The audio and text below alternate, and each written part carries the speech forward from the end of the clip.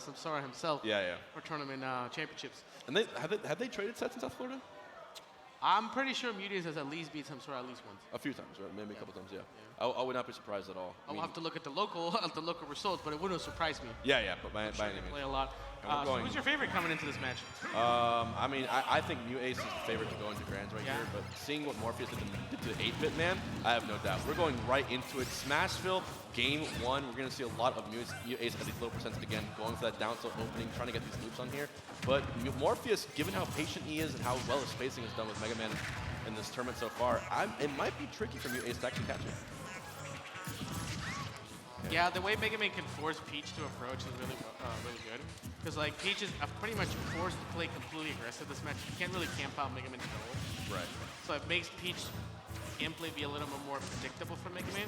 So I think in neutral, Mega Man definitely wins. But in terms of punish game, edge guarding, and everywhere else, especially Peach has the yeah, Peach takes the advantage. So it's going to come down to a matter of can MuteAce transition from neutral to advantage as often as he can, or wants to at least. Okay, around 100% for each of these players so far. Try to go for an up-air recovery air dodge, and like I said, the third jump serves so many purposes in recovering. Soft to the forwarder going, not quite gonna hit him with the forward smash. Actually going for some really big reads right here. These players know each other really well. Yeah. He jumped into the shield, waited, then dashed back slightly, baited the up smash, and then immediately after Morpheus missed the up smash, he retreated slightly just to dodge the forward. Wow, really good forward air, and like you were saying, this is a South Florida Winners Finals. Yeah, I mean, just the fact that Mega Man has this burst option in forward air is so strong. Morpheus finding consistent kills from pretty much all the players we've seen him play today. Exactly. Forward air, so. Peach's main kill throw is back throw, right? Yeah. Okay, but it's not going to get right there. But that backer will. So much prior in that move. It comes out so quickly. Yeah, there's the flow cancel backer to go above the limits. Yeah. Flow canceling gives Peach so many more options. That was so technical, just like canceling the pellets, going behind him, and then just calling out the jump. Right. That was so small for so little damage, but it was such a good play. Still, Morpheus playing at his pace. He's not letting the pressure that MuteAce puts up on him. And I played MuteAce in Winners Bracket. He's actually the one who knocked me into losers. And what I really noticed is that he's so good at putting in like a very, very long range forward air when you least expect it. Like the up air and the forward air both go so much further given Peach's floating. Yeah, he'll call out your backwards movement. Oh yeah, all the time. That's very key. And that might kill. Yeah. The next one will. Okay, up smash. Very weak up smash, surprisingly. Oh, wow. It landed, that was the sour hitbox, but it still killed Peach to the side. Morpheus again, going on this run in the bracket, taking the lead in game 1. I really like how he went for Leaf Shield right there because Leaf Shield is a multi-hit move. Right. He pretty much acknowledged the fact that MuteAce didn't have too much shield and went for a multi-hit move to poke the shield, making Leaf Shield the optimal move to pick there. Even with a parry. Unfortunate. He sent the Leaf Shield the opposite way. And now one stock apiece for this first game at Winners Finals. Oh, almost went for this. Another one! Triple down. He was very excited. I feel like if he was one from actually getting the game right there. That was almost RNG. I mean, Peach's LB is very safe in general. It's pretty hard to catch. Yeah. The move. Okay, so much damage being inflicted on that shield that actually allowed him to get in with pellets. Back air. Oh, he's going for the finishers every single time. Not quite finishing just yet. Forward smash finishing 2 pellets. Forward air on shield, very safe. MuteAce responds to the dash attack, but can't seem to get the aerial in play. Both players in shield scared to interact. Peach's up air actually beat Leaf Shield right there, and MuteAce also is going for a lot across. That might be it. That was a Stitch face. Yeah, the shield stun. At the most throwing it down right here. Important time possible, still alive. Hold out the jump too. He did. One more. He has one more chance right now. Neutral right here. Oh, what was that? What? Yeah. What in the world? He had a jump. He had a jump. Did he get hit by that on Backer purpose? right here. Morpheus is gonna have to go for it all right here. Going for an edge guard here. Throws the Leaf Shield. Will he risk it for the biscuit? No. Okay. MuteAce keeping control barely of that first. I just want to say the fact that MuteAce won the game from being in disadvantage and just jumping with a forwarder, which, you know, you could have just died for, but MuteAce doesn't care. I mean, I'm going to say... But he called him out immediately, because, like, Morpheus got caught jumping and trying to set something up. So I guess MuteAce felt very comfortable with calling out the lack of action there. In Armada fashion, pulled out a Stitch face exactly when he needed it. Right then there. That's how you know you're a Peach player. That only happens to Peach mains. Like, oh, I'm losing, no problem. Got that shield covered, and then that approach. I don't think MuteAce won the game. What do I know? I'm not one of Tassel right here, grab. Oh my god. The string, 65, 8 seconds. Back here right here.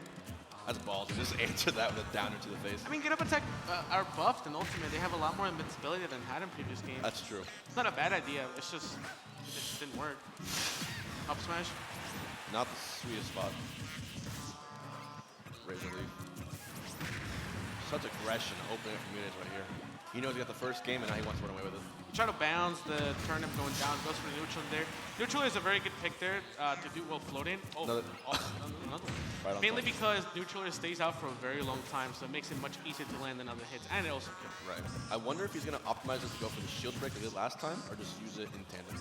I mean, just throwing it out is really good because turnips actually have transcendental priority in this game. Yeah. They actually go through things. They actually go through swords too, making them very dangerous. Okay, we just lapped out turnip combos. Like I said, Peach is the training mode character. You have to sit down and grind out this character to get it in. If anyone does it, is definitely MuteAce. I've seen him with such creative openings. Even if like the initial hit or combo doesn't work, he always manages a way to make it still give you a lot of percent. Downer barely missing again. Yeah, Morpheus is being very aggressive now off the level. He's recognizing that he's falling behind. He needs to make a play. Right. He's trying to go for an edge guard. I actually haven't seen very many edge guards at all coming from Morpheus. I think that's one thing that he's really lacking right now. He's not pulling out enough offstage presence.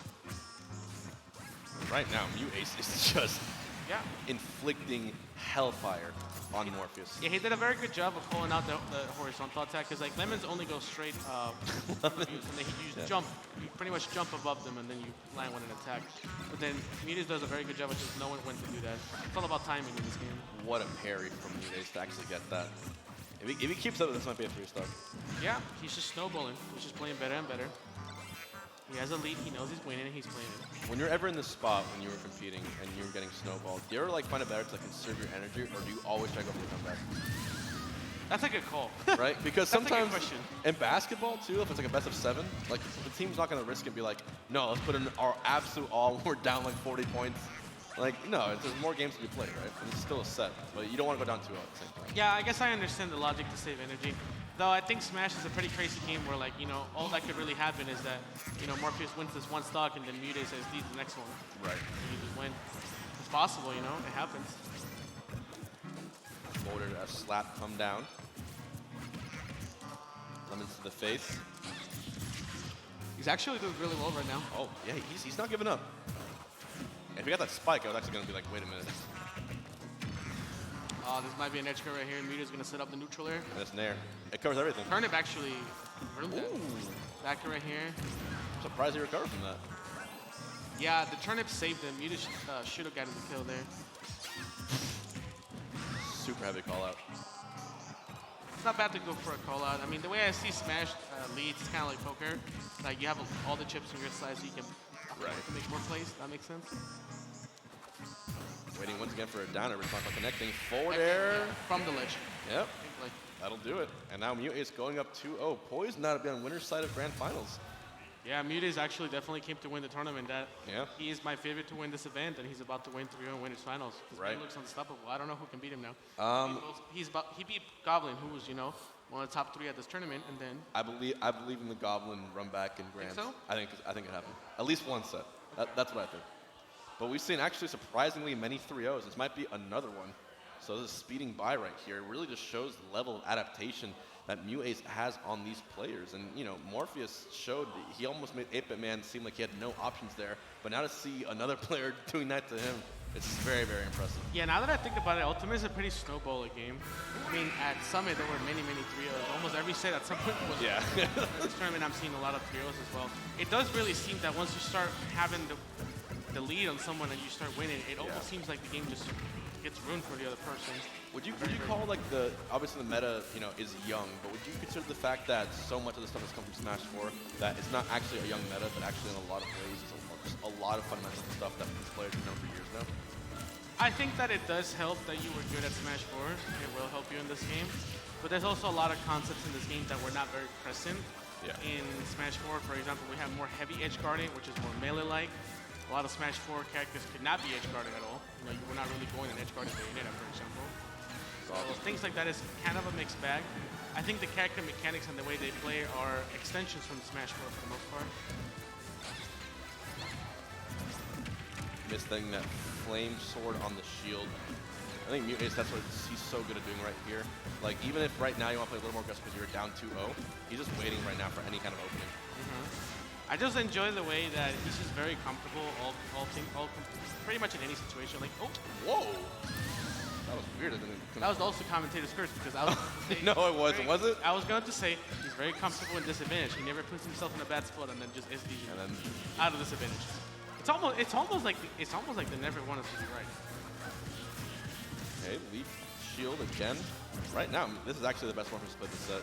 Yeah, the battlefield is really working out for him. These platforms are really putting a stop to MuteAce's pressure because every time that MuteAce tries to go for a full hook, he'll get stopped by a platform. Makes it much harder to cross up the lemons. Definitely are.